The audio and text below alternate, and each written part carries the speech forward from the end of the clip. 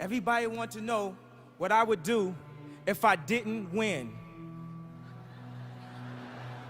I guess we'll never know. It's crazy that we live in a world that if you're super positive and super creative, that it's scary. So what does that tell you about the mentality of most people if you're scared of like positivity and creativity? Like I have no intent to do anything negative to anyone. I only want, more positive things to happen. I think people focus too much on the past and focus too much on regret. Even like when you deal with schools, like you take like the slave idea. My point is, I've heard of history class. I've never heard of a class that breaks down how you balance a checkbook or how you control your finances, which my father never taught me that. And I've never heard of a future class. So they keep us so focused on history that we start to believe that it actually repeats itself. And we become overly traditional, and we can't advance as a race of beings. We get too caught up in the past and what everyone's saying and what everyone's tweeting. And sometimes you just have to be fearless enough to break the simulation. I am a pop artist, so my medium is public opinion, and the world is my canvas. I'm sorry is something that you can use a lot. It gives you the opportunity to give your opinion, apologize for it, and give your opinion again. People say, you should not be sorry for your opinions. George Bush has some very cool self-portraits. I didn't know he was an artist. I felt my nerves a bit, and I don't feel that feeling a lot. The nerves of humility and modesty when being honored. Well, I'm just a creative. I'm more like a Walt Disney or something. Like rap is just a chamber of my thoughts. It's something that I really wanted to express as a modern day, poet. Because if I had lived in a past lifetime, maybe I would have been a playwright or something. But in this lifetime, to be the most the most relevant is to be a rock star. Right. You know what I'm saying? And you can express, at the highest level there. And for me, I came from, art school and everything. I would, draw out all these ideas and all these concepts. And the more and more I get to create, the younger and younger and younger I feel. So, when I did Glow in the Dark, I felt young. I felt like I was 5 years old. When I, got into a little trouble and stuff, I felt like I had to grow up. Then I did Dark Fantasy, then I felt like I was 10.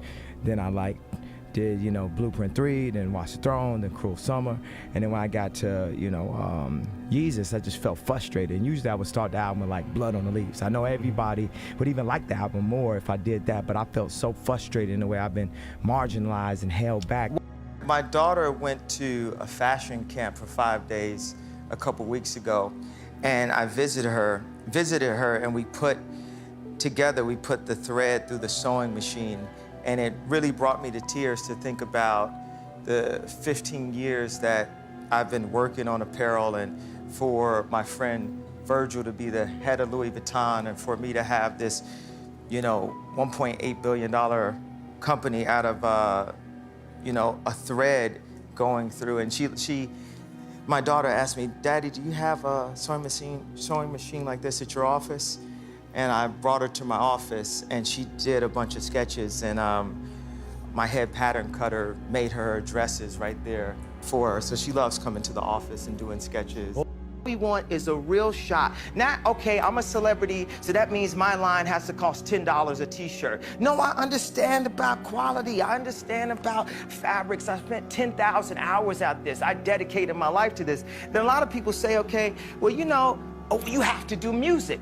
I'm gonna keep doing music, but what if people told me I couldn't rap? What would have happened? What if people told me I couldn't perform? I'm only 36 years old. I have other goals and other things, and I'm gonna use my platform, every platform, to stand up and say, I wanna make something. I wanna make the next Ralph Lauren. that say people don't stand up and protect their dreams. People are too scared of getting, spoofed in a way. And the irony of it is so many people that are creatives, think about a creative person in school. When you picture them, you probably picture them all the way in the back of class, sketching or maybe getting beat up. And I'm the one creative, and this is the reason why I went on stage. This is the reason why I did this, because creatives have got beat up my entire life. And there's moments where I stood up to drug dealers in Chicago and said, you can't have my publishing, come and kill me. Do whatever you're gonna do, but you're not going to bully me. You're not gonna stop me, because my mother made me believe in myself. No matter how many people tell me, stop believing in yourself. Stop saying what you can do. Stop affirming what you're gonna do and then completing that in real life.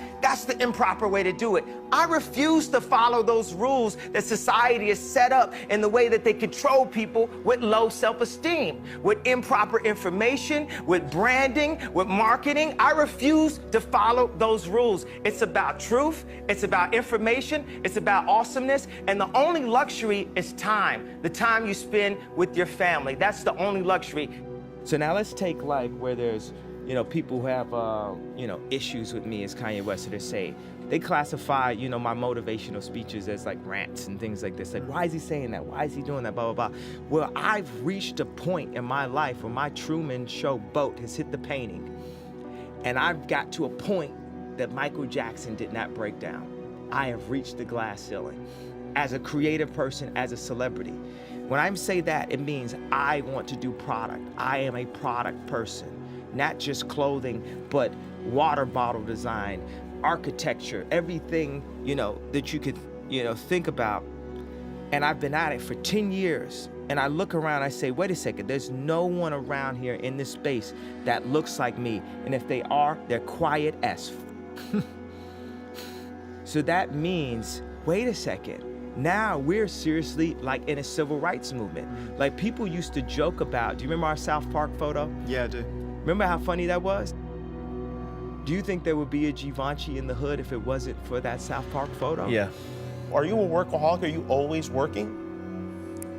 No, I actually slept a lot during the project. While they were recording? Yeah, I have a team and we work together. I spent a year and a half after I got out the hospital, and I would go to Amoeba record store and I just start chopping up samples. And it's very therapeutic because I wasn't full yay. I don't know if I'm full yay now, or better or worse, whatever, but it was therapeutic just to listen to those songs and sample and go back to being 14 years old in my mom's house. And by the time it was time to do to put the albums out, we have a whole team at Yeezy Sound that will help come and do the drums, help with lyrics, help with choruses, and I'd give like 6, 7 people ideas that I want on the song, and I just go to sleep. When I had my accident, I found out at that moment, nothing in life is promised except death. If you had the opportunity to play this game of life, you need to appreciate every moment. A lot of people don't appreciate their moment until it's past. And then you gotta tell those Al Bundy stories. You remember when But right now is my time and my moment, thanks to the fans, thanks to the accident, thanks to God, thanks to Rockefeller, Jay-Z, Dame Dash, G, my mother, Rhyme Fest, everyone that's helped me. And I plan to celebrate. I plan to celebrate and scream and pop champagne every chance I get, cause I'm at the Grammys, baby.